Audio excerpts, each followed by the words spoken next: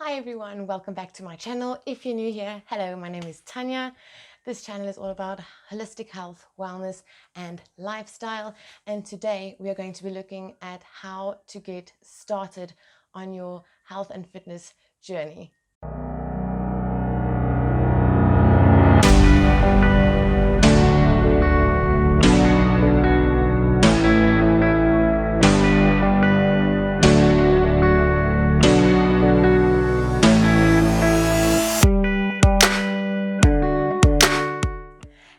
It is a brand new year and a brand new decade, and as it normally happens, January we set all of these goals and habits that we want to change, and between mid-January to mid-February, most if not all of our new habits or goals have completely just disappeared. And that I think is because sometimes we just don't know how to get started. So this video is going to be all about how to get started with your health and fitness journey. Now, I don't have it all together. I don't claim to have it all together, and I hope that you don't see me and think, oh wow, she obviously has got it all together. I don't. I struggle, and I struggle often. But I have noticed that when I do just these few things, my days go better, and they kind of flow into one another, so they help each other out, if that makes any sense. If I do the one thing, it automatically makes me do the next thing, and it automatically makes me do the next thing. So with these 6 tips, I'm hoping to help you live your happiest, healthiest life. Now, I'm not saying that by doing just these 6 things, everything is going to be perfect. I'm also not saying that it is going to be easy, because changing your habits and going for your goals is never easy. It is hard and it's challenging, and that is good, because when something challenges you, you grow, and that is ultimately what we want. So I'm not going to chat anymore. Let's just dive straight in to tip number 1. Tip number 1 is gratitude. You guys, this alone literally transformed my view of the world, of my life. It is so easy in today's world to go through your Instagram feed or look through Facebook and see all of these people doing these amazing things, having all of these amazing things. And sometimes, it can really make you feel bad about yourself, or make you feel like you are lacking. And let me just tell you, you are not lacking, okay? Some people might say, but I don't have anything to be grateful for. Okay, let's just recap. Do you have a home? Do you have a job? Do you have a bed to sleep in? Do you have clothes to wear? Do you have food to eat? Do you have an able body? Do you have a family? Do you have friends who love and care and support you? Do you have a Heavenly Father who loves you so, so much? If you said yes to even just one of those things, even just one, you, my friend, have something to be grateful for. So practice gratitude every single day. You can do it when you wake up, when you go to bed. It doesn't have to be a whole to-do. You can literally just wake up and think of 3 things that you are grateful for. It can be your health, it can be your home, it can be your partner, it can be something silly like you are so grateful that you wore socks to bed because now your feet aren't cold. It doesn't have to be these huge, amazing things. Just be grateful for what you have, and you will see your life transform. You will begin to be happy with what you have, content with what you have, and not yearn for something that is maybe not destined for you. Maybe it is, maybe it's just not your time. Just be grateful for what you have right now. Moving on to tip number 2 is, when you fail to plan, you plan to fail. That was a quote from Benjamin Franklin, and it still rings true to this very day. I mean, you have probably heard it said a million times, because when you don't plan, your chances of success decrease dramatically. And if you have a plan, I've realized in my life that I'm much more likely to stick to it and, just rock with it, because you have a set plan, you follow the plan, and it works out the way it's supposed to. What we like to do is meal prep. So we'll plan a menu, prep for the week, that is sorted. And then also we have an exercise plan, so we know what to do when we get to the gym or when we're at home working out. If you do not have a plan, you might make the wrong decision when you're hungry and just grab something that is not in line with your goals. It's not going to get you closer to your goals. It might delay, it might take you a step back. But when you have a plan, you follow the plan. Same as at gym. If you have a plan on what you are going to do at gym, you are more likely to stick to it. When you don't have a plan, you might say, you know what, I don't know what I want to do today, I don't know what I want to train today, so I'm just gonna skip it.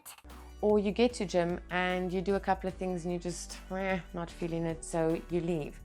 And that, once again, does not get you any closer to your goals. So set a plan and set yourself up for success. Do it!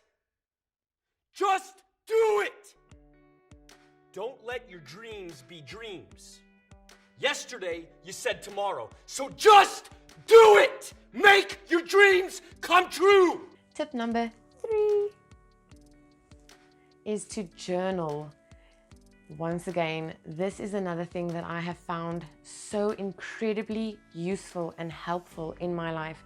I started journaling last year, consistently, and it has just been so amazing to see how much better I cope with my emotions and my feelings.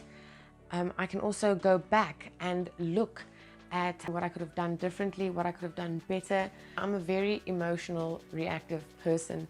So when someone says something to me or something happens, I react very quickly with my emotions. And through tip number 3 with journaling, it has really helped me to put that guard in front of my mouth, just wait, don't react, and rather respond to what is going on. Even if I need a moment just to walk away, go journal it down, get those initial feelings out, and then come back when I've had a chance to think about it, it makes all the difference in the world. It is also a nice thing to look back on. If something great happened in your day, you've got that memory, locked away in a journal. You can go and have a look at it any time. Maybe when you're not having a great day, you can go and read your goals. You can go read your dreams, your inspiration, all of those wonderful things. And it immediately just boosts your mood. Now, who doesn't want that? Come on, guys. Start journaling seriously. What do you have to lose? It doesn't have to be 10 pages. You can write a couple of paragraphs if you like. You can write a page a day. You can do whatever it is you like. Just start journaling. Now, tip number 4, and this is a very, very important one that I think a lot of us overlook, and that is to get your sleep. You guys, sleep is incredibly important, and I know you've heard that as an adult you need between 7 to 8 hours of sleep, and I kind of want to disagree with that, because I have learned as a mom that you getting 7 to 8 hours of sleep a night is living in a dream world, okay? Huge dream world. I don't think I've gotten 7 to 8 hours of sleep for 4 years now, 4 or 5 years, and some days I function amazingly well. And I think that is because of the quality sleep I am getting. Now, what do I mean with quality? I mean that you are getting enough rest, you are completing your sleep cycles. I believe you get 90-minute sleep cycles, and you need to complete your sleep cycles in order to wake up feeling fully refreshed and energized. Now, my goal is to get to bed around 10 o'clock at night and then wake up around 5:30 or 5. Obviously, it depends, once again, what works best for me. Unfortunately, like I feel everything in life, it is a trial and error, because not one single person on this entire planet is the same. You are going to have to figure out what works for you. Another tip with regards to sleep is to wake up at the same time every single morning. I know it is very tempting to want to sleep in on the weekends when you get the chance. Sleep in, what is that? What is sleeping in? But that completely messes with your sleep cycle, your sleep routine, and you might find that you become tired again. So I suggest having a good bedtime routine. So you do the same thing every night before you get to bed. Brush your teeth, do your skin routine at night, maybe have a nice warm bath, get dressed in your pajamas, read, meditate, and then go to bed. It can be whatever you want. Just have a good set bedtime routine. It doesn't matter what you do during that time, as long as you are unwinding and getting your body ready for bed. You are signaling your body that it is going to rest now, you're going to sleep now, and that is extremely important. So try and do more or less the same thing every single night so you can get a good night's rest and go to bed early. Point number 5. Now, point number 5 on getting started is, I feel like, one of the most important points, and that is to start slowly.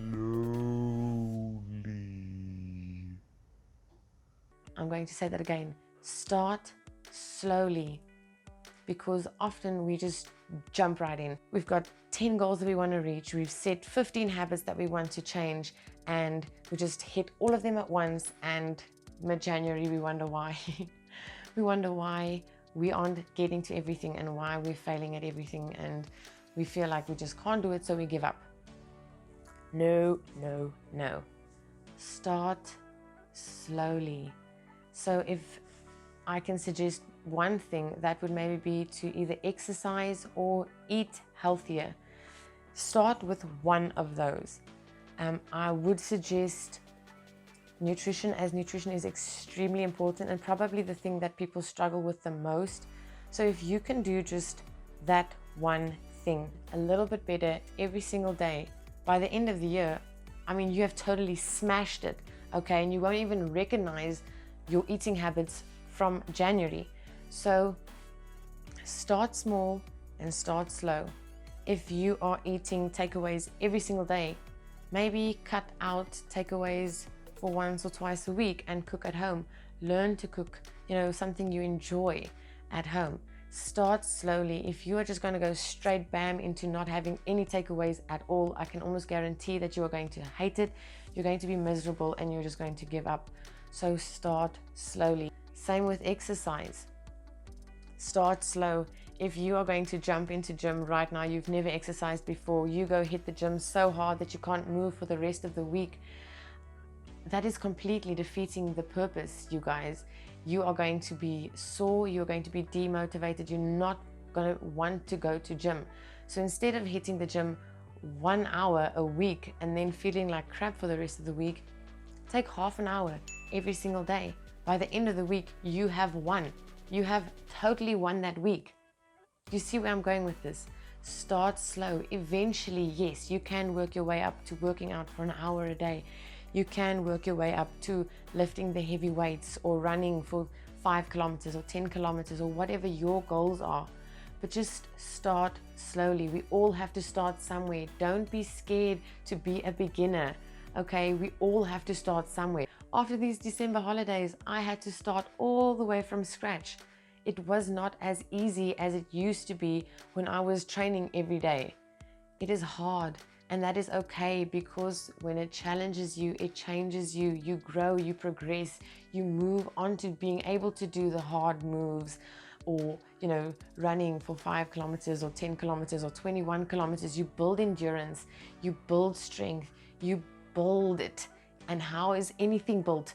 Brick by brick. You don't just see a wall appear. It is built one step at a time. So put one foot in front of the other and just keep moving. And that brings me to point number 6, and that is to stay consistent. You've heard it. Consistency is key. Put one foot in front of the other. It's one step at a time. Consistently just putting that one foot right in front of the other and go for it. You have to be consistent in order to see a change. I mean, you've heard the saying, you are what you do most of the time. And if most of the time you're eating healthy, you're going to the gym, you are meditating, you are journaling, you are taking care of yourself, you are sleeping well, guess what? If you consistently do that, by the end of the year, you are a brand new person from the person who started in January. Isn't that amazing? By staying consistent, you are building towards your goals, to your habits that you want, and to the life that you want. Now remember, we aren't aiming for perfect. I mean, what is perfect anyway? Okay, who decided what perfect is? You are just setting yourself up for disappointment if your aim is perfection, because there is no such thing. Rather, aim for progress, okay? Practice makes progress. That is what we're looking for, progression. If you are doing 10 push-ups today and in a month you are able to do 30 push-ups, guys, if you are doing 20 push-ups on your knees right now, but in a month's time you're able to do 10 push-ups or 20 push-ups on your toes, how awesome is that?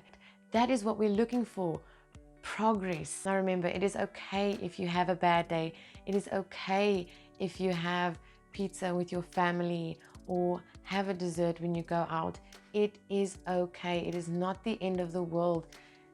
There's always another meal. There's always another day. There's always another minute.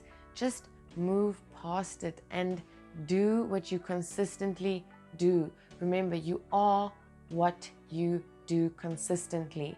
So if you have a pizza every now and then, you aren't a pizza eater. You are a healthy person who has a healthy, balanced diet and who enjoyed a day with her family. It is fine to be unhappy or frustrated with where you are at the moment, but use that to fuel you, to propel you forward to reaching that goal. Don't wallow in those feelings. It is okay to feel that. Use it for something good. I hope that these tips will help you in 2020 with any habits or goals that you want to achieve. We interrupt our program to bring you this important message. I want you to do this right now. Go grab a tape measure, grab the camera, grab the scale. Look, we all know the scale is wonky donkey, okay? I'm not saying that it's the end all and be all. Don't pin your self-worth to that number. It is just a number, okay? It is a stat. It is something that is going to help you moving forward. It is not the end all and be all. So let's just get that clear.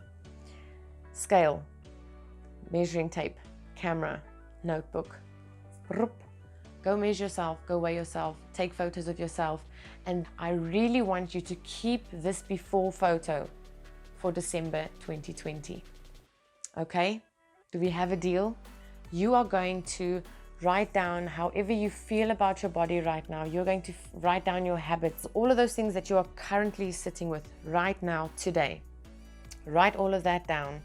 And then in December, we're going to make another video looking at the new you. I'm very excited about that. Actually, we really need to do that. I can't wait. So please, please, please share your befores with me. Thank you so much for watching. If you liked it, please do give it a thumbs up. If you feel like a friend or family member can benefit from hearing these tips, please do share the video. And don't forget to subscribe to my channel and hit that notification bell to get notified every single time I post a new video. I post every single Wednesday and I can't wait to see you then. Bye, see you next week.